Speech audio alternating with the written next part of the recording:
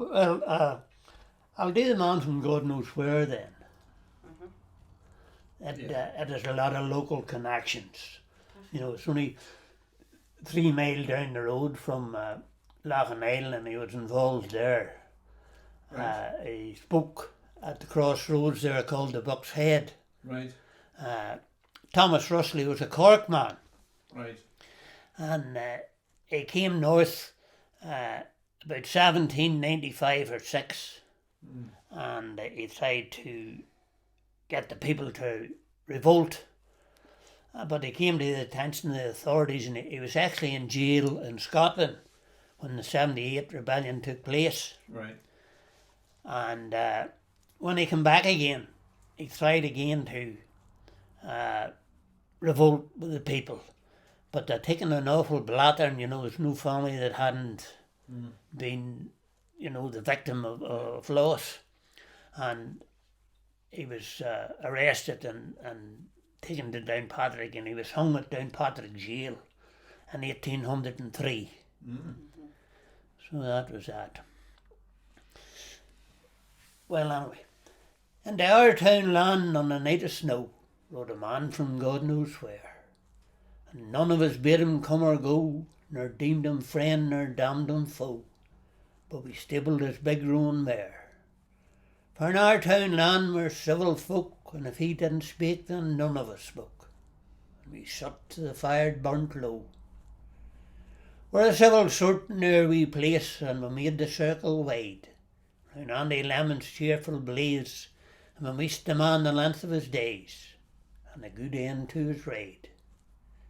And he smiled in under his slouchy hat, and to see there's a bit of a joke in that, for we ride different ways.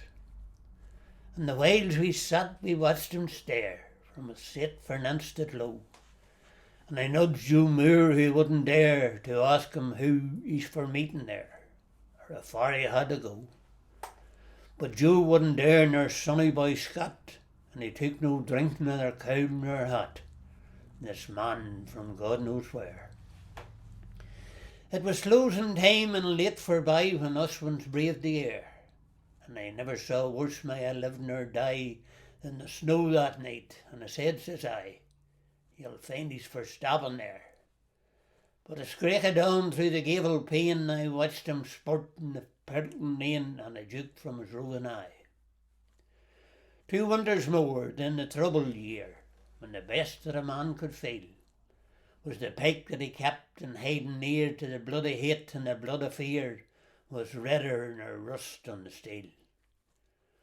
Us ones quat from minding the farms, let them take what we give with the weight of our arms, from Saintfield to Kilkeel. In the time of the hurry we had no lead, but all of us fought with the rest, and no one gave either hint nor heed, not ever even he'd guessed. We men in the north had a word to say, and we said it then in our own dour way, and spoke as we thought was best. All Ulster over the women cried for the standing crops in the land, and many the sweetheart and many a bride was left alone by her own fireside to mourn the loss of her man. But us ones weathered the thick of it, and we used to dander along and sit, and Andy's side by side. With a skirtion going to and fro, and the crack would be wearing sin, when someone would say, do you mind on snow, and the man that came wandering in. Then we'd fall back to discussion again, if by any chance he was one of them, the man that rode like the wind.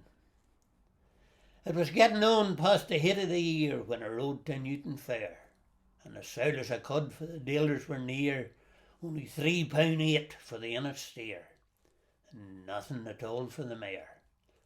Then I met McKee in the throng of the street, and to see you've let the grass grow under your feet from the hung young Warwick here. And they told me that Bonnie had promised help to a man from Dublin town, and to see if you put the pike on your shelf, you better go home hot foot by yourself and polish the old girl down. So Bacumber Road that throdded the grey, and I never cut corn to kill a lie, stood plain on the rising ground. For a wheen of days we sat waiting the word to rise and go at it like men, But no French ship sailed in the Tlachie Bay, and we heard the sad news on a harvest day that the cause was lost again. And Joey and me and sonny boy Scott, we had read that we'd as likely as not have been found in the midst of the slain. By Downpatrick jail I was forced to fare on a day I remember in faith.